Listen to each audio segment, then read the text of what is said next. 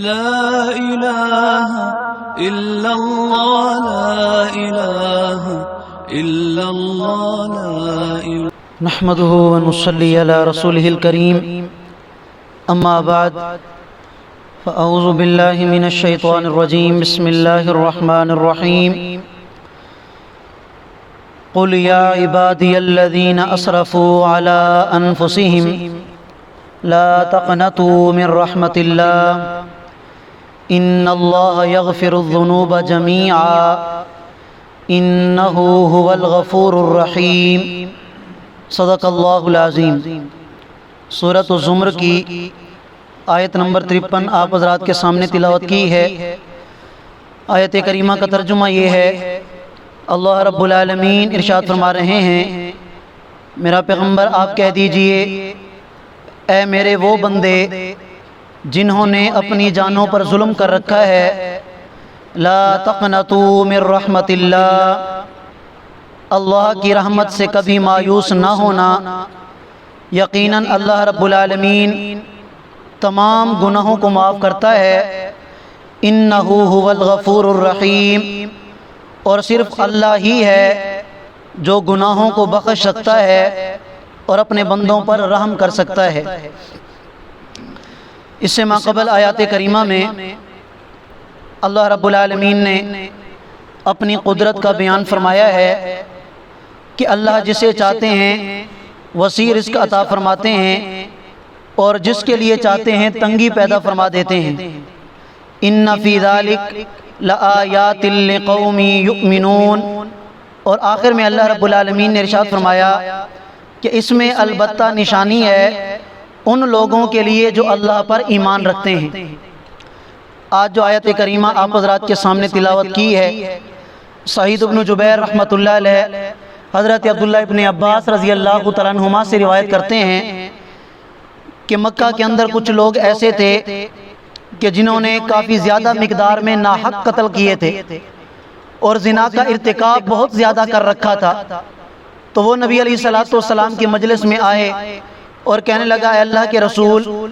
آپ جس دین کی طرف ہمیں بلاتے ہیں، جس دین کی دعوت دیتے ہیں، جس اللہ کا پیغام ہمیں سناتے ہیں، اگر ہم آپ پر ایمان لاتے ہیں، آپ کی دعوت کو قبول کر لیتے ہیں، لیکن پھر بھی ہمیں اس بات کی فکر ہے کہ ہم نے اتنے بڑے بڑے گناہ کر رکھے ہیں، تو ہمارے ان گناہوں کا کیا بنے گا؟ اس پر اللہ رب العالمین نے یہ آیت کریمہ نازل فرمائی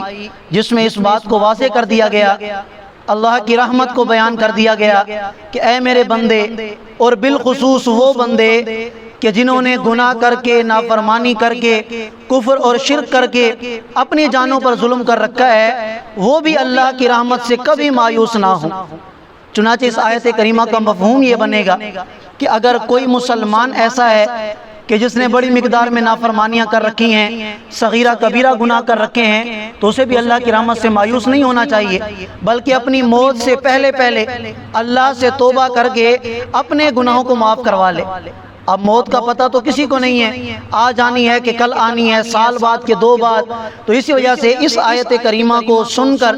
ہر مسلمان کو چاہیے کہ وہ اسی وقت اللہ تعالیٰ سے توبہ کر کے اپنے گناہوں کو معاف کروا لے۔ اسی طرح اگر کوئی کافر ہے، اس نے کفر کیا، شرک کیا، مشرک ہے، تو وہ بھی اگر موت سے پہلے اپنے کفر سے توبہ کر لیتا ہے،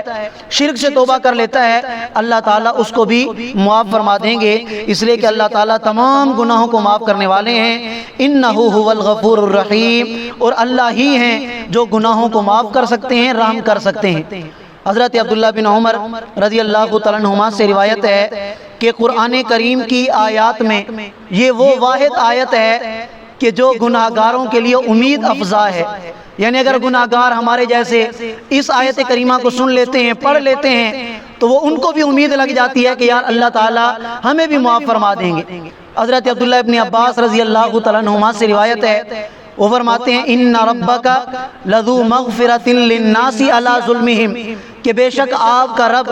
لوگوں کے گناہوں کو معاف کرنے والا ہے ان کے ظلم کے باوجود. یعنی لوگ جتنے بھی گناہ کرتے رہیں، لوگ گناہ کر کے تھک جاتے ہیں اور وہ رب کریم معاف کر کے بھی نہیں تھکتا. لوگ ساری زندگی نافرمانی کرتے رہیں، موت سے ایک لمحہ پہلے اپنی زبان سے توبہ کا لفظ نکال دیں، اللہ تعالیٰ سارے گناہوں کو معاف کر دیں گے. وہ اتنا کریم اور رحیم رب ہے. تو حضرت عبداللہ ابن عباس فرماتے ہیں کہ قرآن کریم کی تمام آیات میں یہ جو آیت کریمہ ہے ان ربک لذو مغفرۃ للناس علی ظلمہم، یہ سب گناہ گاروں کے لیے امید افزا آیت ہے. فرمایا وانیبوا الی ربکم، اے ایمان والو اپنے رب کی طرف رجوع کرو. اس لیے کہ اللہ تعالیٰ اسی کو ہدایت عطا فرماتے ہیں جس کے دل میں طلب ہوتی ہے، جو اللہ کی طرف رجوع کرنے والا ہوتا ہے، جس نے اللہ معاف کرے اللہ کو ناراض کر رکھا ہے، دل میں کوئی طلب نہیں، کوئی تڑپ نہیں، تو اللہ کی طرف وہ متوجہ نہیں، اللہ اس کی طرف توجہ نہیں فرمائیں گے، رحمت کی نگاہ سے نہیں دیکھیں گے. تو فرمایا وَأَنِيبُوا إِلَىٰ رَبِّكُمْ، اپنے رب کی طرف توجہ کرو، وَأَسْلِمُوا لَهُ، اور اسی کے فرما بردار بن جاؤ، مِن قَبْلِ أَن يَأْتِيَكُمُ الْعَذَابُ، اس سے پہلے کہ تمہارے اوپر اللہ کی طرف سے عذاب آ جائے، ثُمَّ لَا تُنصَرُونَ، پھر تمہاری مدد نہیں کی جائے گی. جب موت آ گئی اور موت سے پہلے ہم نے توبہ نہ کی، اسی طرح غفلت کی زندگی گزارتے چلے گئے، تو پھر ہماری مدد نہیں کی جائے گی، پھر ہمیں عذابوں کا سامنا کرنا پڑے گا. وَاتَّبِعُوا أَحْسَنَ مَا أُنزِلَ إِلَيْكُم مِّن رَّبِّكُمْ، اور تم اس احسن چیز کا اتباع کرو جو تمہارے رب کی طرف سے تمہارے اوپر نازل کی گئی ہے. اس سے مراد کیا ہے؟ قرآن کریم، کہ اس کو سمجھو، اس کے احکامات کو اپنا کر زندگی گزارو، دنیا آخرت میں کامیابی تمہارے قدم چومے گی. فرمایا کہ اس احسن چیز یعنی قرآن کا اتباع کرو جو تمہارے رب کی طرف سے تمہارے اوپر نازل کیا گیا ہے، من قبل، اس سے پہلے، ان یأتیکم العذاب بغتۃ، کہ اچانک تمہارے اوپر عذاب آ جائے، اللہ کی پکڑ آ جائے، وانتم لا تشعرون، اور تمہیں اس کا پتہ بھی نہ چلے. اللہ تعالی ہم سب کو سمجھنے اور عمل کرنے کی توفیق عطا فرمائے. جزاکم اللہ.